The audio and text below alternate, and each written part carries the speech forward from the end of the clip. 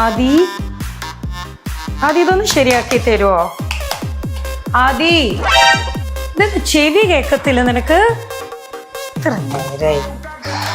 ആദി എന്താ ഇതൊന്ന് ചെയ്ത ഈ സാധനം 24 മണിക്കൂർ ചെവിയിലും വെച്ചോണ്ടിരുന്ന ചെവിയും കേൾക്കത്തില്ല. അതാ കേക്കില്ല. അതെന്നെ ഞാനും പറയുന്നത്. കണ്ടില്ലേ, എല്ലാ വീടുകളിലും ഇപ്പം സാധാരണ നടക്കുന്ന ഒരു കാര്യമാണിത്. ഈ ഇയർപോഡ്സ് നമുക്ക് വളരെ സൗകര്യപ്രദമാണെങ്കിലും ഇതുകൊണ്ട് പല പ്രശ്നങ്ങളും ഉണ്ടാവാറുണ്ട്.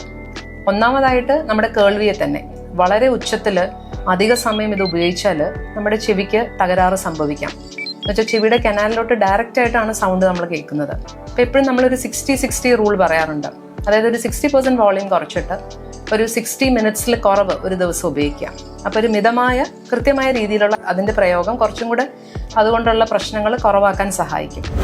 പിന്നൊന്നുള്ളത് ഇൻഫെക്ഷൻസിനുള്ള സാധ്യത. നമ്മൾ ചെവിയുടെ അകത്ത് വെക്കുമ്പോൾ ഇതിനകത്ത് മോയ്സ്ചർ അതായത് ഈർപ്പം ഒക്കെ വരാം, ഫംഗസ്. പിന്നെ നമ്മൾ അങ്ങോട്ടും ഇങ്ങോട്ടും ഷെയർ ചെയ്യുകയാണെങ്കിൽ ഒരാളുടെ ഇൻഫെക്ഷൻ മറ്റേ ആളുടെ ചെവിയിലേക്ക് പോകാൻ ഇതിനൊക്കെയുള്ള സാധ്യതകളുണ്ട്.